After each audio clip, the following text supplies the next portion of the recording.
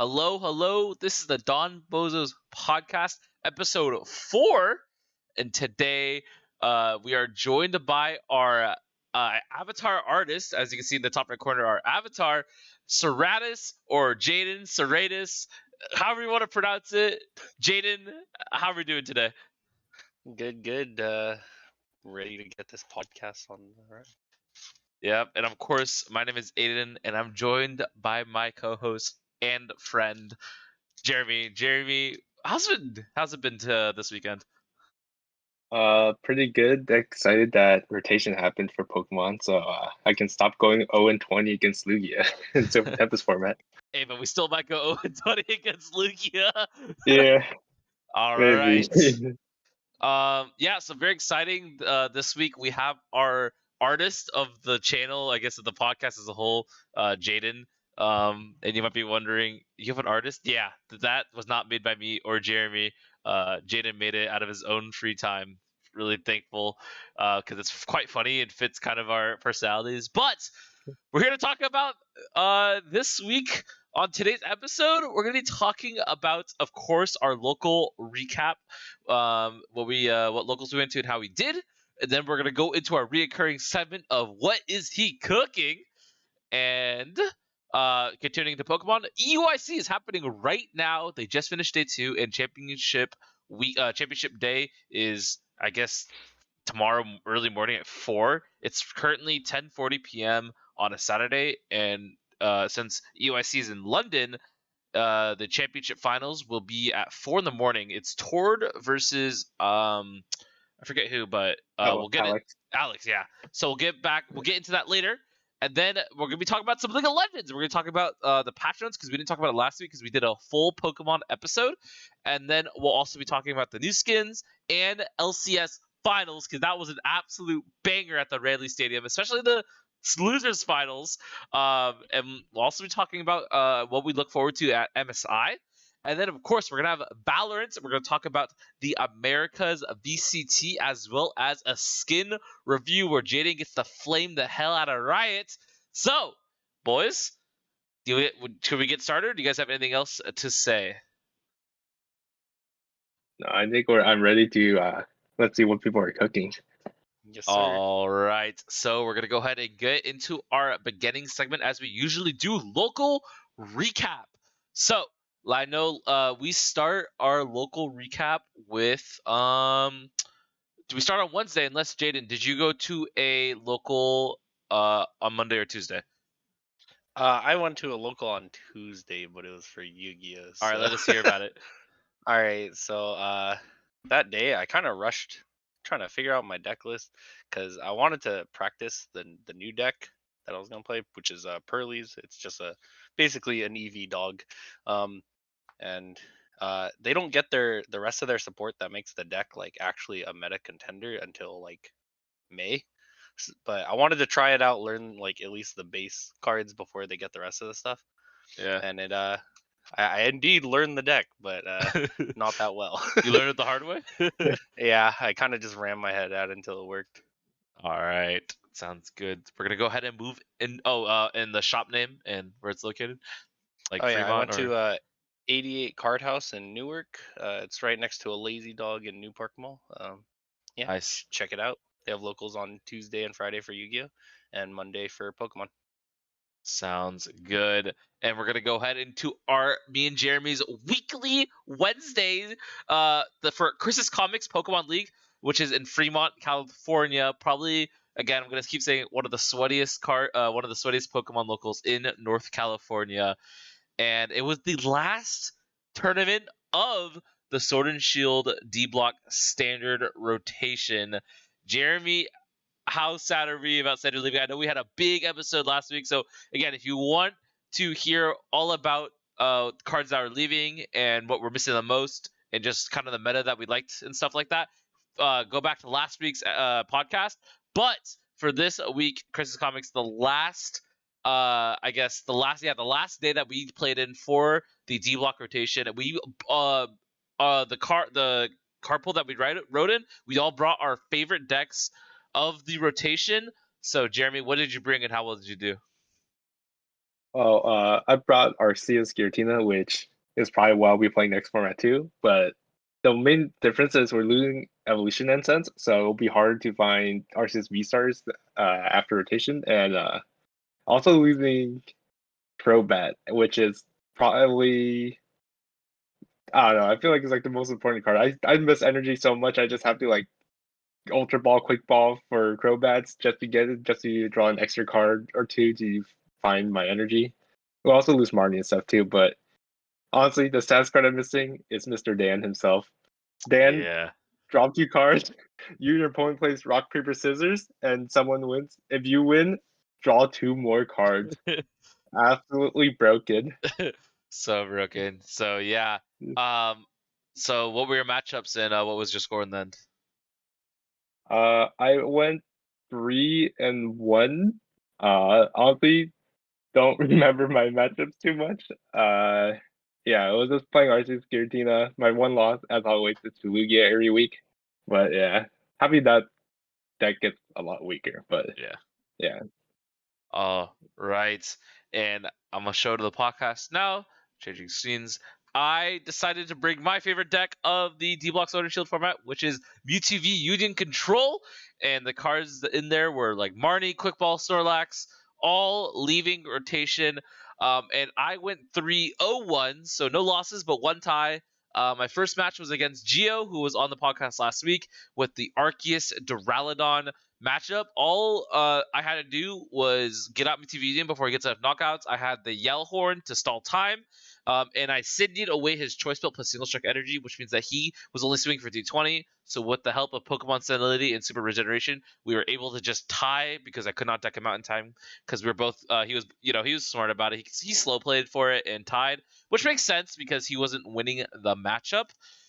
But so we tied first round. The second game, I think I played against another Arceus Duraludon player against Aiden, not myself, against another player named Aiden, super cool guy. And he was playing Arceus Duraludon, but he was playing more of the standard version with the only 3 fighting energy. So I got rid of the 3 fighting energy with hammers, which means all he did was had to pass, and I decked him out because he was playing a little bit faster, as well as he knew the game was lost and he didn't want to give me another tie. So I was 1-0-1 at that point, and then the third match I played into. Oh shoot, what did I play into? I don't remember what I played into for the third match, but I know what the fourth match was. The fourth match I played into Lugia, and again, this is the most busted Lugia of the of its version because this is pre-rotation. But he didn't know the matchup very well, so it was pretty fun. All I had to do was use the Celebrations Yveltal to Crime Destruction every time he brought something up to knock something out, and then and then we got the time, and luckily, I had Mewtwo Vinion already out, and all I had to do was Final Burn Luminion, Boss Stoutland V, Final Burn, and then Boss Lugia, Final Burn. So I literally did boss game, which was really fun. So yeah, ending off pre-rotation with my favorite deck on a super high note. Super happy to win with it again because I miss this deck a whole lot. So yeah, that. Did anyone else go to any other locals? Or is that it? That's it for me. Also, that's all it for me. So that is going to end our local recap, and we're going to go ahead and be moving on to our second segment of Pokemon. We have What Is He Cooking? So, What Is He Cooking is a recurring segment where Jeremy and I find deck lists on Pokemon Card.io that are completely random and somewhat funny and or could be good. And we ask the question, what is he cooking? So usually we have people vote in the comments down below, but today we're going to have Jaden vote who has the better list that cooks. So, Jeremy, why don't you start off with your deck? All right. So my deck, the creator named it KYOGRE Gyarados EX Meme Blaster. Fabulous name for the deck. The first card of the deck is Cragganol from Fusion Strike. 1 water energy. Look at top 6 of deck. Attach any of the basic energies you find there to your Pokemon any way you like, and you combine this with your 36 water energies in the deck, so you can always hit.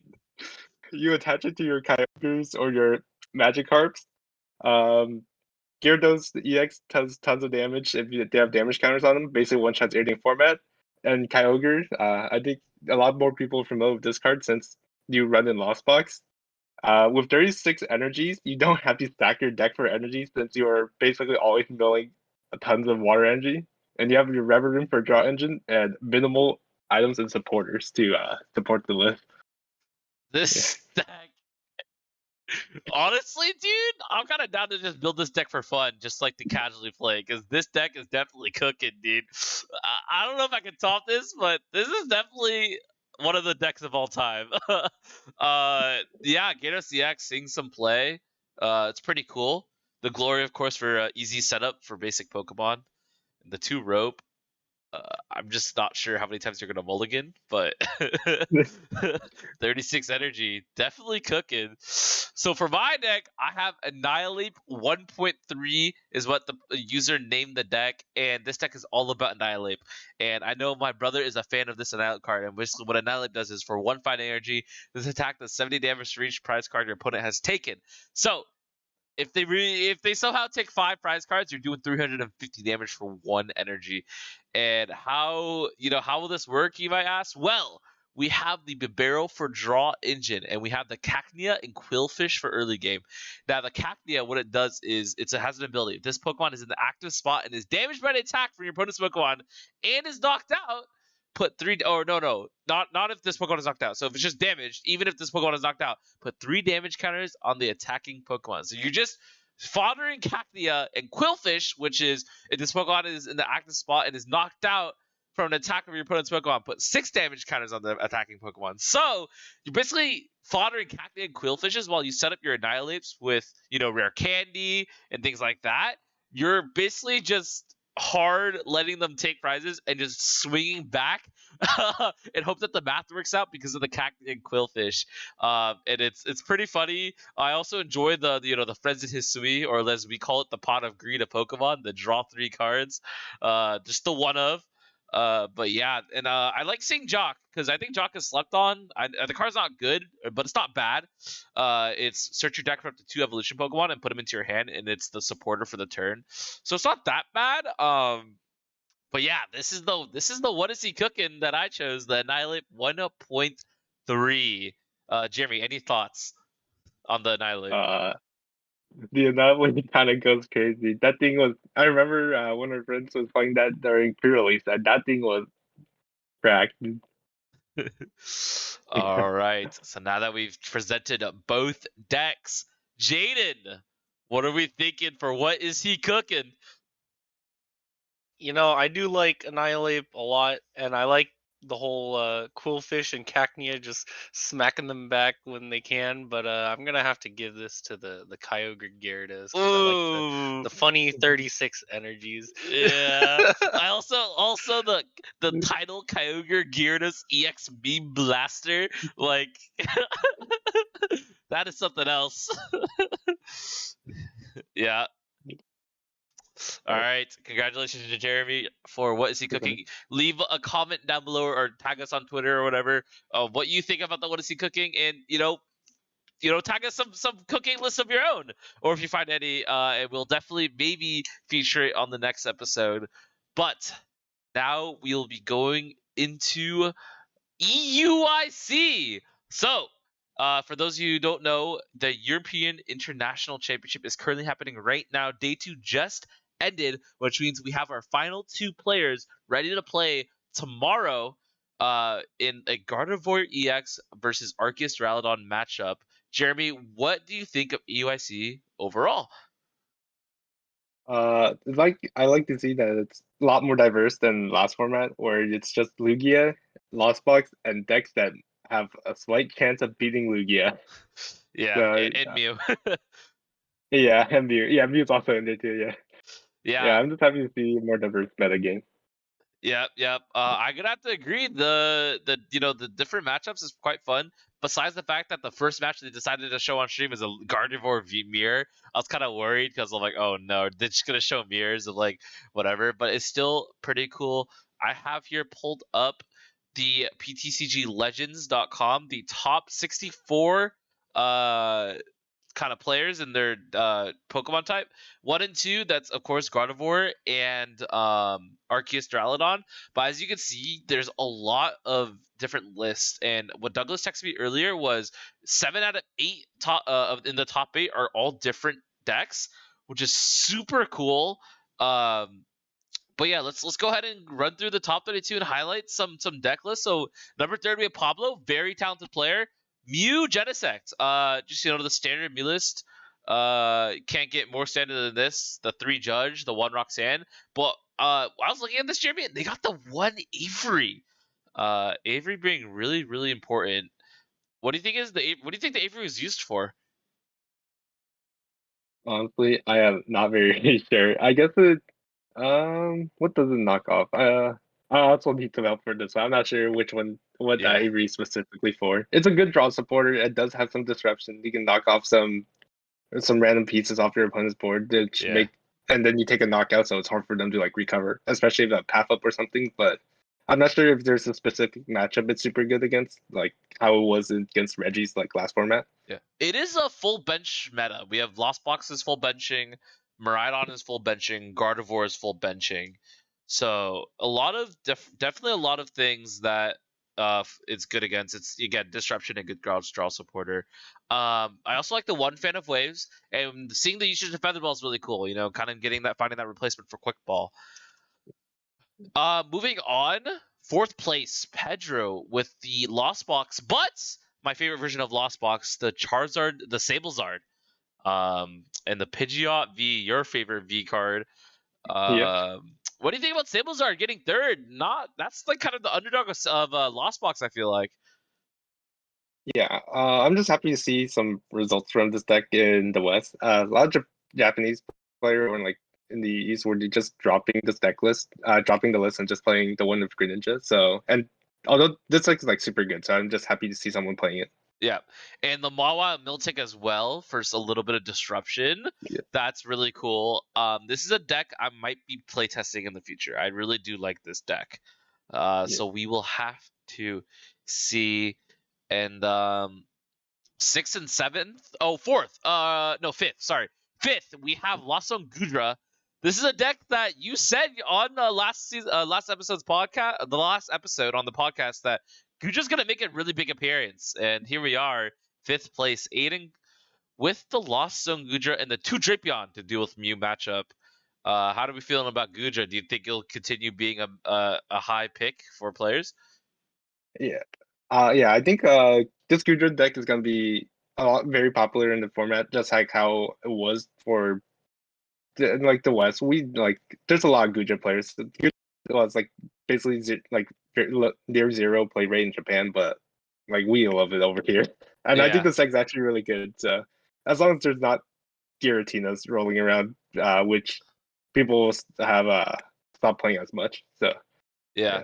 And like we were looking at the meta share, and it was like the same. It was the same percentage as Giratina. Like they're both like 7 to 8%, which is pretty cool. But Comfy being 40% of the meta.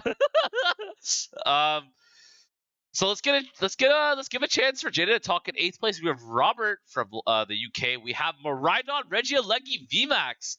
I know Jaden has been playtesting this deck for a little bit. Jaden, what do you think about this deck? This is a very simple deck list, and it seems it's super consistent. But the Cramomatics, Jaden, how are we feeling about this Miraidon deck list when you look at it?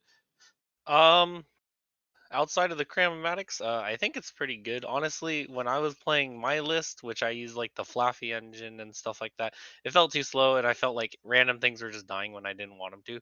But it looks pretty good here, honestly. And then the Cramomatic, funny card. This is more of like like hit the pencils and like go type of thing. You have a lot of cards to use to thin out for the pencils, the Forest Seal, the Horn, the Cramomatics to get cards out of your your deck. But yeah, I do like this Miraidon deck list, and if you do happen to build this one, Jaden, I look forward to playtesting against it, because right now you are me and Jeremy's only Miraidon playtester. And we need the practice now that, because I'm gonna be honest, I was calling Miraidon the mid Miraidon, like the deck is completely mid, like it's not going anywhere, and here we are in mid top 8. So Jaden, we need you. We need a playtest against it. Jeremy, what are you thinking about Miraidon right now? What do you have to say? Yeah, I think this was a great adaptation to the deck. People were running, I think, Arvin before to search for the electric generators, and I think Cryomatics are actually just kind of really good to search them out. Yeah, because Yeah. the decks are running like 2 to 3 Arvins, just like an Arvin for Force Seal and Electric Generator.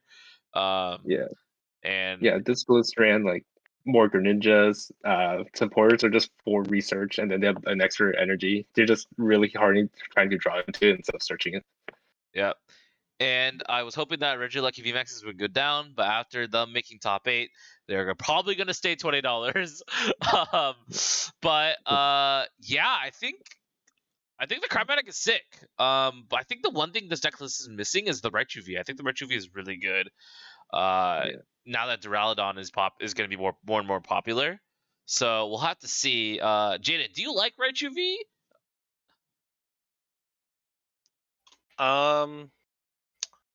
I haven't had it come up yet, but I think it's just a good alternate like hitter, because I don't know. It just felt like a lot of the times you shouldn't just be relying on, or I don't know if you're not supposed to rely on Miraidon or not, but yeah, it felt like Yeah.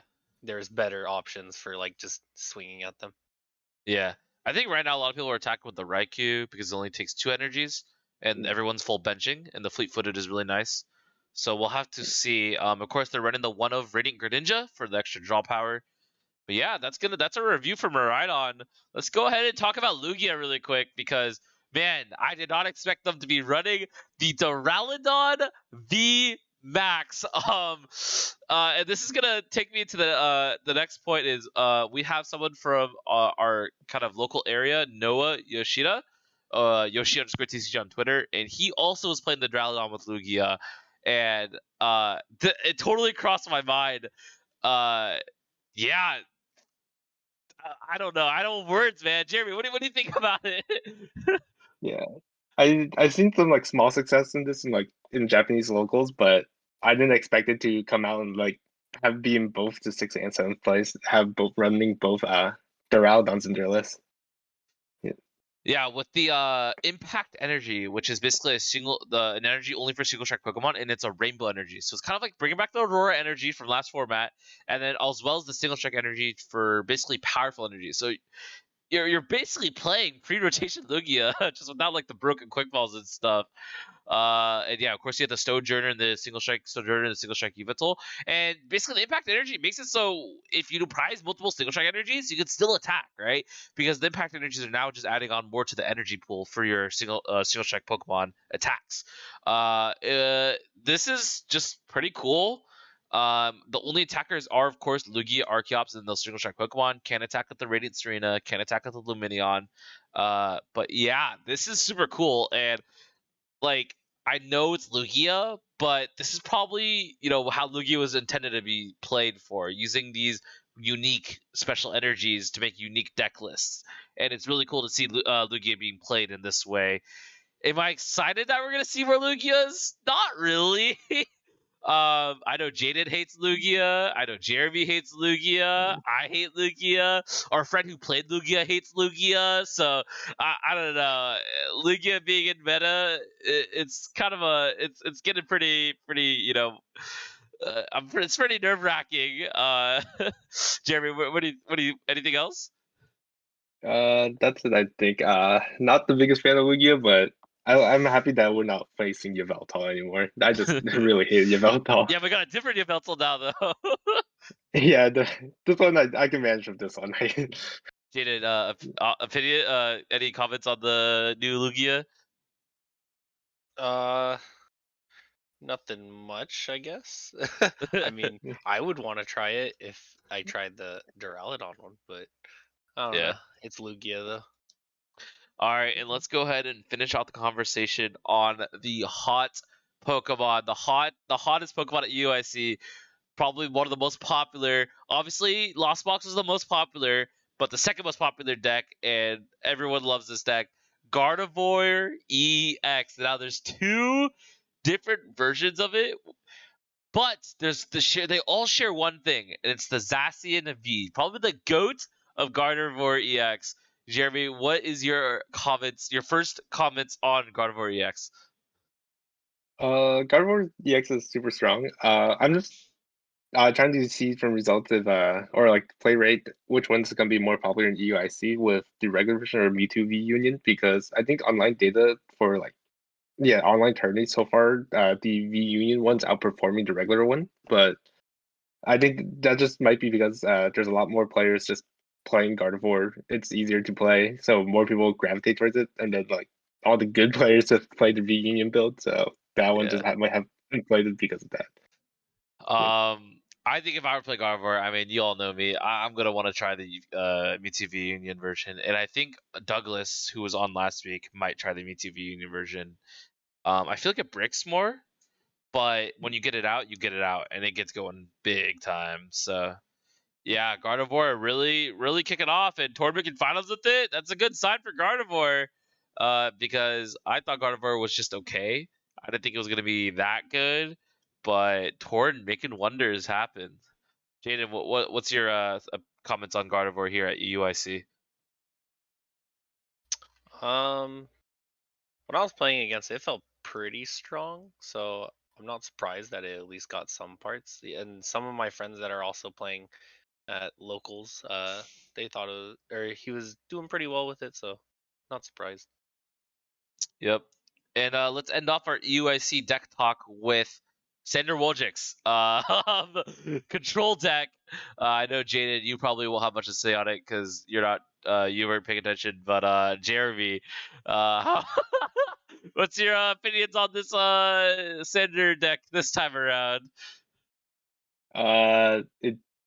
It do be a control deck. It's just so much going on. It's so super hard to like. I don't know. There's just a lot of stuff going on. I don't even fully comprehend the deck myself.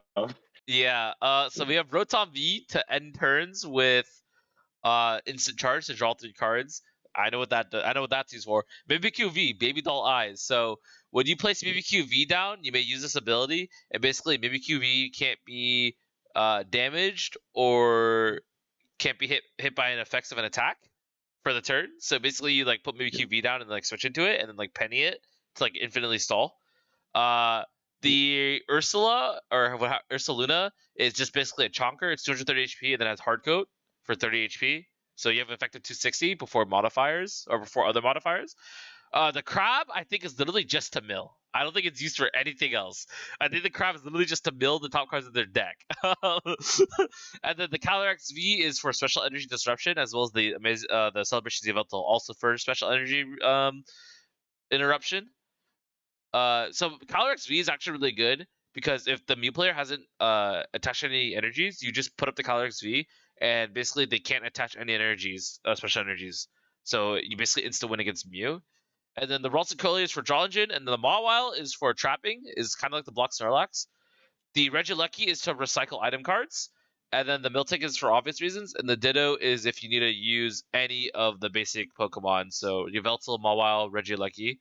And then the Manaphy is to pull Pokemon from out of your opponent's hand onto their bench, and then you use the Mawile to kind of stall that, right? To like put up the Pokemon that you, because sometimes opponents don't want to play Pokemon, so it doesn't get stuck in active. So Manaphy pulls that Pokemon into the active, and then you use Mawile to stick. And then you have all these random supporters, Acerola, Zinnias, Flannery, Silene, Cheer, all these supporters just all for control. And yeah, this deck is just a lot. And I don't think this is a deck I'm going to be trying. But yeah, Sander at it again. Not top 8, but top 64 for his control deck. Any final thoughts, Jeremy or Jaden? Yeah, I think that there's so much going on in Sander's deck, and yeah, there's a lot of a lot of different decks do in top 64. So nice to see how the meta develops. Yep, and we're gonna go ahead and feature our friend Buzzer Beater 900 on Twitter. He has a thread going on for EUIC, and we play with him at Chris's Comics every week. So just to show our support, we're gonna be featuring him here. He brought Lost Box, and I think his biggest regret was cutting Galarian Zapdos V. I think everyone cut Galarian Zapdos V because they put in a Revenge Killer Tropius in the deck. And I don't think that was the right play because Miraidon kind of took Storm and kind of ate up Lost Box because they cut the Galarian Zapdos V. So, Jeremy, what do you have to say about that one? Yeah, I was. I mean, with the recent results, it's not surprising that you would cut the Galarian Zapdos. You sort of only use it for the Arceus Giratina matchup because a lot less Miraidons, but turns out people like now that people cut it, the Miraidons start showing back up, and yeah, and then they do well because they don't have the one shot from the Zapdos. Yep. So that is going to be the end of our Pokemon segment. Does any Jaden or Jeremy, do you have anything else you guys like to say before we move on to our next game?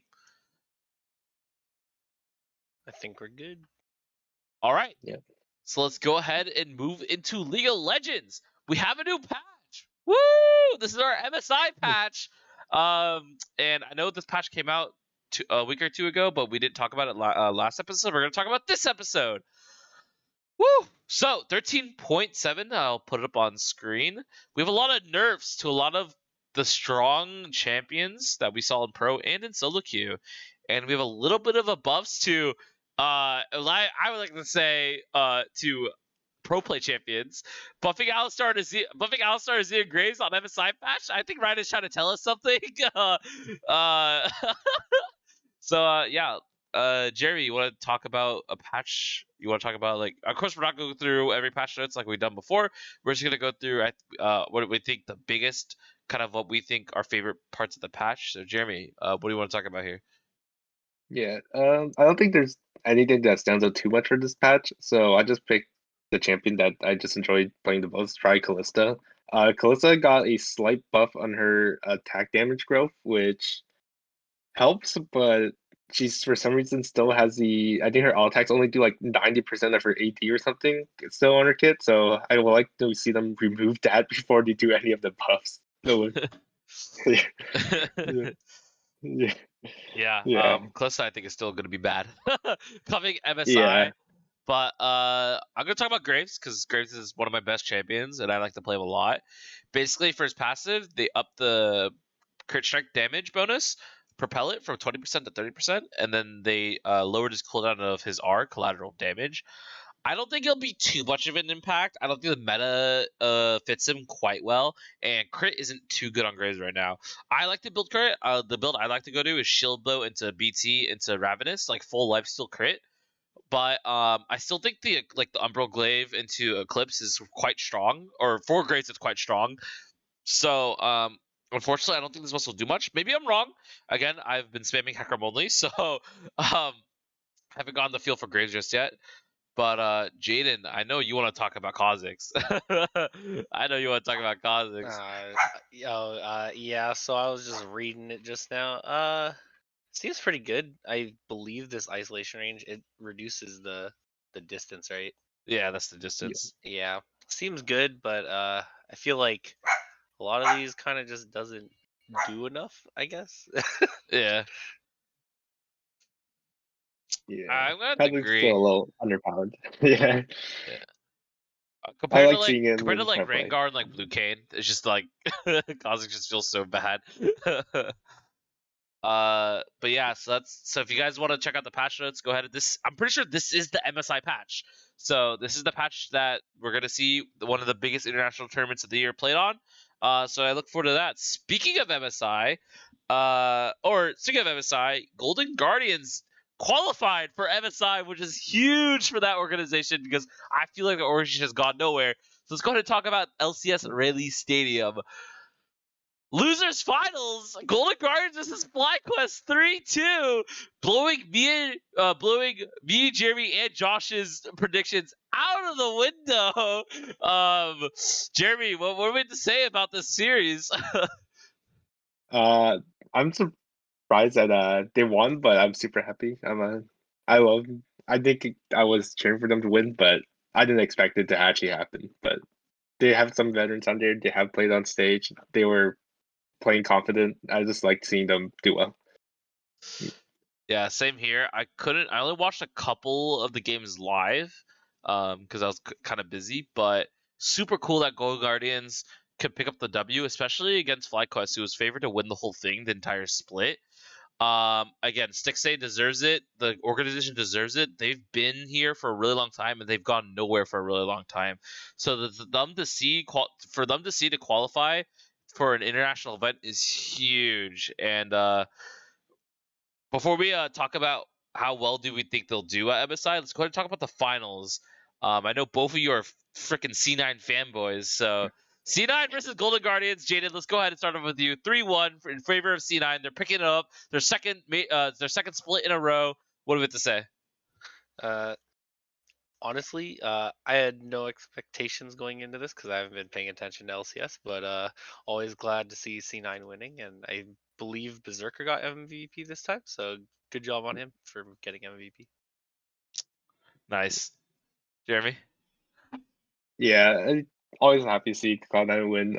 Though I'm slightly disappointed by how bad their early game was. Golden Guardian was kind of dumpstering them in early game for I think half the series. So I want to see them do slightly better than MSI, because if they're getting dumpstered by Golden Guardian early game, it might be bad signs when they play against international. Yeah, for sure. I know Golden Guardians game 1 threw like a 5k gold lead.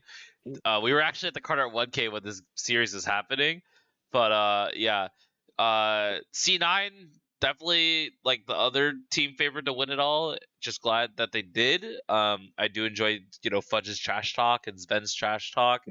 Kind of it's kind of funny when it pulls through. So yeah, congratulations to Cloud9, and let's go ahead and talk about MSI, the mid-season invitational. It's not really an invitational. No one's invited. You qualify for it.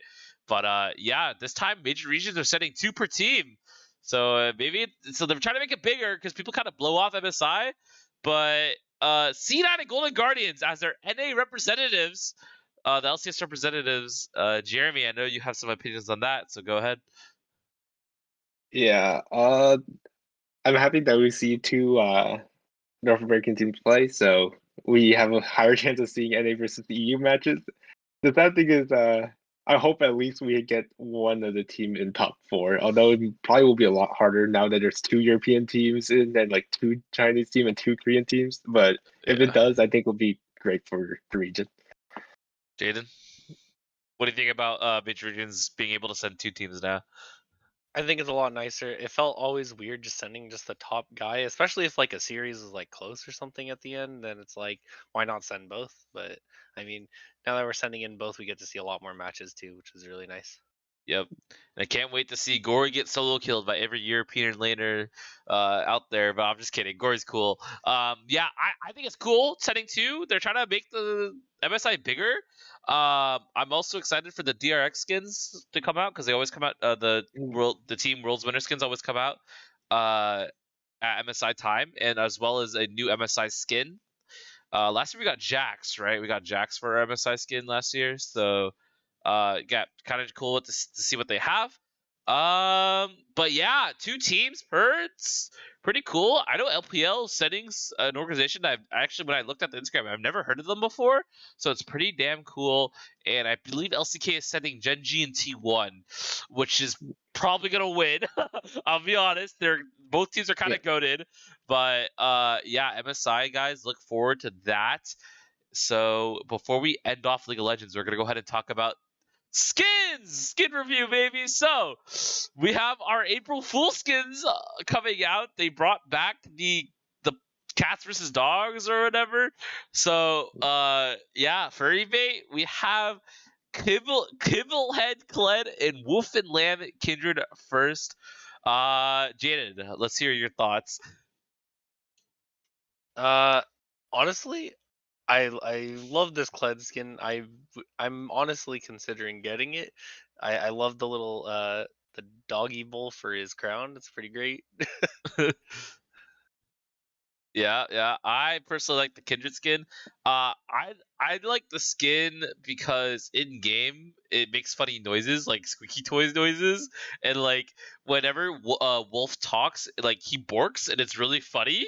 Other than that, it's kind of weird, champ, but it's funny, so I'll take it. And it's a Kindred skin. It's my main champion. Jeremy, what do you think about the Kindred and Kled skin? I'm not sure if these are made for me. I don't think I'm a fan of these. And Jaden picking up Nidalee top. We have Kitalee and Shiva Yumi. Jaden, let's hear your thoughts on these two new skins. All right, well the Yumi one we didn't need. That thing's already a cat, so Yeah. I don't know. And then the Kiddaly, I might just pick it up just for the funny skin because I do have a lot of the Nidalee skins, so I think it'd be a funny one to pick Yeah, up I too. hate the Yumi skin. Like, why? Yumi's a It didn't cat. need it. Like, the whole point is you're turning like other things into cats and dogs. Like, you're turning other animals into cats and whatever, man. I hate you. I just hate Yumi, dude. I just hate Yumi. Useless champion, bro. Jeremy, Yeah, what do you think? I can't wait to like roll the Yumi skin in my elite or something, and all I do is ARAM is just lock that champion in, use the new skin, just sit on my carry, and all tab out and watch some YouTube or like whatever like the league is going on. Yeah, All yeah. right, so that's gonna go ahead and finish off our segment for League of Legends. Now we're gonna talk about Jaden's favorite game, Valorant. So let's talk about VCT Americas. I hear it's a shit show for NA. Jaden, let's start with you. I haven't really been keeping up with this lately, but just looking at the leaderboard, it's kind of crazy to see. Cloud9's doing a lot better than I thought they would do, so that's always something nice to see after they lost EA and everything. Yeah. All I know is people are clowning on NA right now. A lot of chokes. Here, 100 Thieves is going down in the dumpster, which is sad to hear because 100 Thieves hasn't been doing well overall in all their esports. But yeah, Cloud9, you're right, 2-1. But I'm excited for NRG. Sam is really funny and really fun to watch. I think they're my favorite NA team right now in terms of their player roster and stuff. But yeah, Jeremy, what did you say? I know you've been watching a lot of Tarek streams. Yeah, I've been watching a lot of Tarek streams, trying to keep up with VCD a bit. I'm happy to see Cloud9 doing well. After losing the A, people were clowning on them for a bit. Happy to see them doing well. Energy, although they're 1-2, I think their play is actually better than their record. They have some close games, so I Yeah. think they'll be able to like pick it back up later on. NA's last hope, NRG, baby. Yeah, And speaking of can't wait to NRG, send are they 3. taking Dignitas's spot for LCS? They're taking CLG spot, I think. Yeah. CLG spot. Yeah, RP CLG fans, man. CLG's been there's a lot of fans out there for LCS CLG. But yeah, I think NRG they're definitely picking up not only in Valorant but in other games as well. Their organization is really good for what they do in terms of content.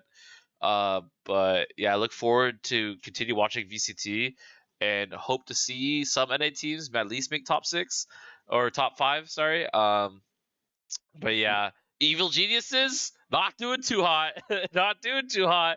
But yeah, now we're going to something a little bit questionable. Latest skin review for Valorant. We have the black market deal or whatever it's called. Kind of like Jaden. Let's hear your opinions on the new skin line. I think it's like okay. I mean, if you're a CS:GO fan, then sure, it might be a little nostalgia right there. And one of our friends, Gary, he actually gave some input. If they used the old AK sounds, he would have 100% bought the set. But I don't know. It feels like it's kind of just another skin, and I don't know if it's even worth to buy it unless you really like CS:GO more than Valorant, but you're still playing Valorant. So It almost seems like they're riding off the hype of CS2, you know? Like, I don't know. I just feel like it's so blatant at this point. Jeremy, thoughts? Yeah, I'm not sure about this bundle. Like, I can just play CS:GO for free and not spend $80 on this bundle. they Yeah. also did talk about an Easter egg though for it, where you can get like a really small chance at getting the fade variants for it. So that's pretty cool, I guess. But Oh, like in game just randomly? yeah, it's just like a very small chance. That's just more blatant, man. Yeah, I think it's cool. I think it's okay. They could have made effects, like sound effects or whatever, to make it like sound like old school, like because Valorant's a future state. Like it seems like it's for the future. But yeah, I don't like it for how much spend that much money on a skin set like this. Just use the default skins, man. Use the matte black. Yeah. Yep.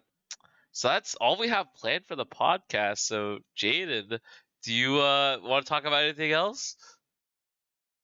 Uh, Not really anything.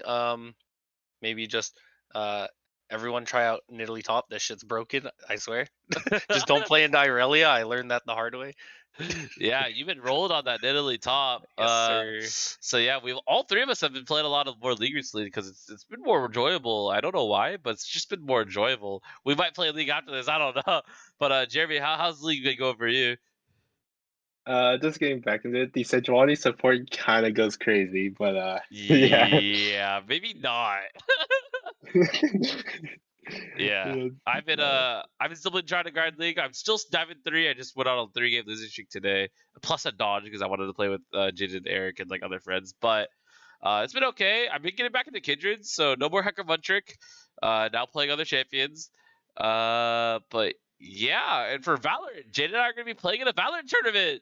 Woo! Ran by our club here in San Jose State University, and we currently have 4 players. So we're just missing one more, hoping to find that last player for the team. Are we gonna? How are we preparing that, Jade? Are we gonna run a scrim set with someone? Are we gonna 5-stack? What's going on through your mind? You are the captain, bro. You're the one you wanted this. Oh shit! I'm the captain for this. I didn't even realize that.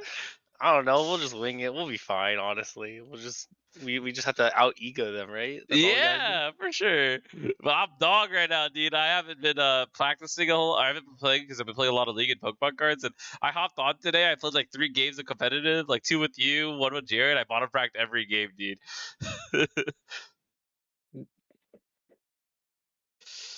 Oh, but yeah, I hope everyone has enjoyed the episode of this podcast. I hope Tord, I think is probably gonna win EUIC. He's been going hard on the Gardevoir EX, but hey, if Arcturalon wins, Arcturalon wins, man. I don't know what to tell you. But yeah, thank you everyone for dropping by and listening to today's episode of the podcast. Thank you for Jaden for coming out and joining us on the podcast. You could reach him on twitch.tv/Ceratus as well as anywhere else, Jaden. Not really. I don't really have any socials going. So, yep, that's it. Yeah, twitch.tv/Ceratus, as well as so make sure to support the podcast on YouTube, Spotify, Twitter, and Instagram. And I believe Jeremy wants to make a TikTok, so keep an eye out for that one. But yeah, Jeremy, do you have anything else you to say before we close out the podcast? Not really. I think that pretty much covers everything this episode. All right. Tomorrow I will be participating in a Tofu's Trading Scarlet Violet rotation opening. I think the winner gets a Elite Trainer box. So wish me luck there, and I'll tell you guys about that on our next local recap for next week. But thank you guys so much for tuning into the podcast today, and hope everyone has a great week. Bye bye.